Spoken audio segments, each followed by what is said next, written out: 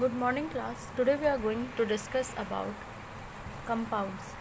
Students, अभी तक हमने पढ़ा मैटर की जब हम केमिकल क्लासिफिकेशन करते हैं so they are divided into two. One is pure substance and the other is impure substance. ठीक है, हमने मैटर का जब केमिकल क्लासिफिकेशन देखा तो there are two classifications as pure substance and impure substance. Impure substance को हम mixture भी कहते हैं. Okay, so students, pure substance में हमने देखा ये फर्दर डिवाइडेड है इनटू एलिमेंट एंड कंपाउंड. तो स्टूडेंट्स, कल के लेक्चर में हमने एलिमेंट को क्लियरली पढ़ा और इन एलिमेंट्स का भी फर्दर डिवीज़न देखा. पहले हमने एलिमेंट को डिफ़ाइन किया कि जिनका एक फ़िक्स एटॉमिक नंबर हो, फिक्स पोजीशन हो पीरियोडिक टेबल में. ओके, जैसे कि सोडियम हो गया, पोटेशियम हो गया, लिथियम हो गया, कोई भी एलिमेंट. और इसका फर्दर हमने एक क्लासिफिकेशन देखा as metal, as metalloid,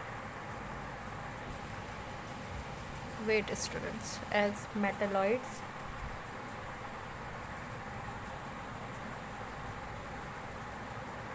and as non-metal.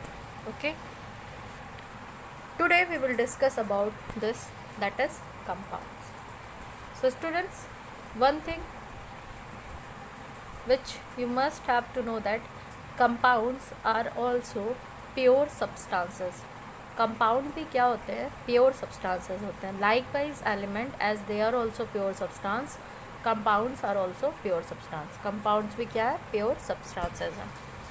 अब हम स्टूडेंट्स इनके जब डेफिनेशन में आते हैं, सो अ compound is a pure substance, पहली चीज़, containing two or more elements. इनमें होता क्या है? दो या दो से ज़्यादा एलिमेंट्स होते हैं which are combined together in a fix proportion by mass. ठीक है, ये कंबाइन होते हैं एक दूसरे के साथ फिक्स प्रपोर्शन. ठीक है, मतलब अगर एग्जांपल के लिए स्टूडेंट सपोज करिए हम वाटर ही लेते हैं, तो वाटर क्या है? एक तरह का प्योर सब्सटेंस है. ठीक है, जो कि कंप्राइजेज हो रहा है दो एलिमेंट्स के द्वारा, हाइड्रोजन एंड ऑक्सीजन, और ये दोनों कंबाइन हो रहे हैं फिक्स प्रपोर्शन में. और वो प्रपोर्शन क्या है स्टूडेंट्स? It is 8:1. ये प्रपोर्शन आया कैसे है? आप यहाँ देख सकते हैं स्टूडेंट्स.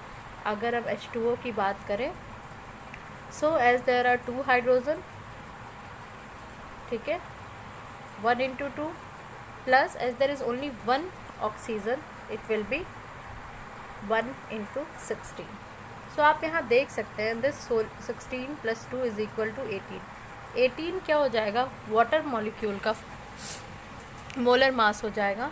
और जब हम इसको 16 और 2 के रेशियो को निकालेंगे, ठीक है, 16 for oxygen and 2 for hydrogen, तो हमें क्या देखने को मिलेगा? It is 1:8. ओके, तो मतलब कंपाउंड ऐसे सब्सटेंस, प्योर सब्सटेंस होते हैं जिनमें दो या दो से ज़्यादा एलिमेंट होते हैं और ये एक दूसरे के साथ कंबाइन करते हैं इन अ फिक्स्ड प्रोपोर्शन. आप चाहे कार्बन डाइऑक्साइड लें, चाहे अमोनिया लें, चाहे मीथेन लें, कोई भी कंपाउंड आप लें, इनमें क्या होता है? इनके जो एलिमेंट्स दो या दो से ज़्यादा एलिमेंट्स से मिलकर बने हुए होते हैं और एक फिक्स प्रोपोर्शन में इनका एडिशन होता है. ठीक है, दूसरी चीज़ जो आपको ध्यान में रखनी है कि it can be decomposed into its constituent element. ठीक है, मतलब कोई भी कंपाउंड जो है वो अपने कंस्टिट्यूएंट एलिमेंट में डिकम्पोज हो सकता है केमिकल मीन्स के द्वारा. केमिकल मीन्स आप हो सकता है उनका डिकम्पोजिशन कर रहे हैं इलेक्ट्रिक करंट के प्रेजेंस में, आप उनको डायरेक्ट हीट कर रहे हैं, या कोई भी केमिकल प्रोसेस हो सकता है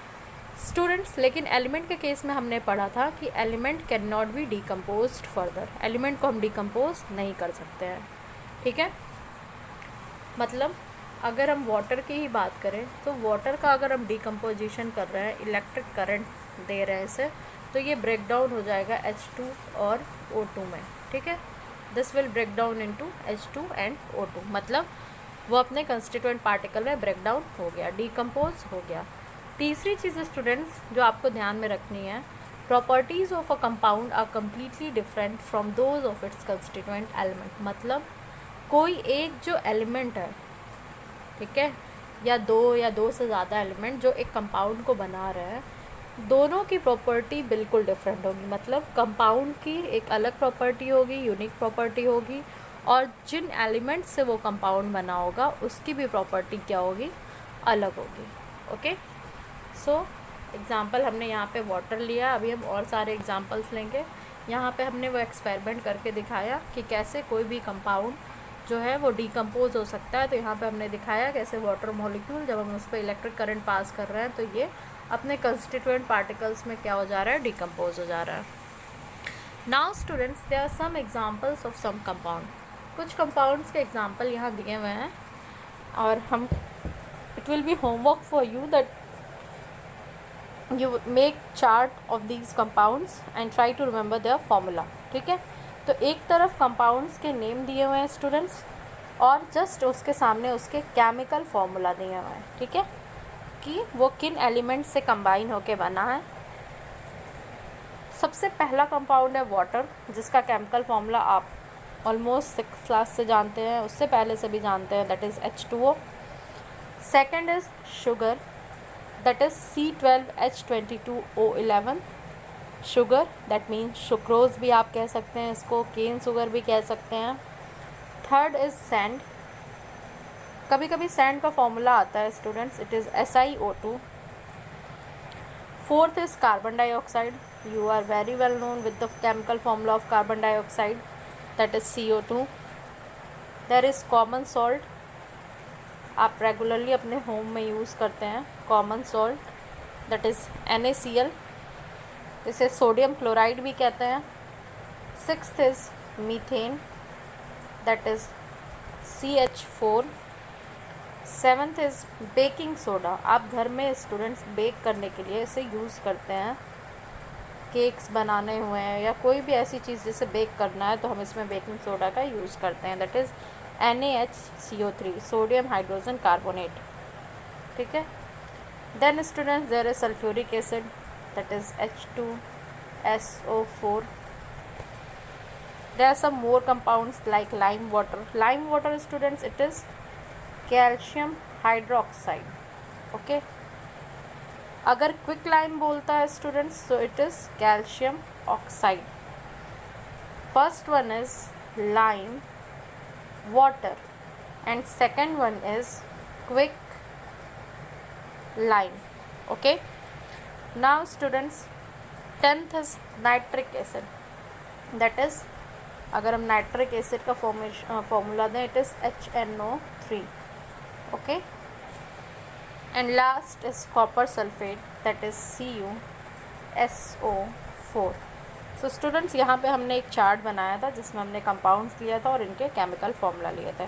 आगे स्टूडेंट्स हम 3rd चैप्टर में पढ़ेंगे कि कैसे हम इनका केमिकल फॉर्मूला देते हैं, उसके बारे में हम डिटेल में डिस्कस करेंगे। जैसे अगर सोडियम क्लोराइड है स्टूडेंट्स तो आपको एक तरफ लिख देना है सोडियम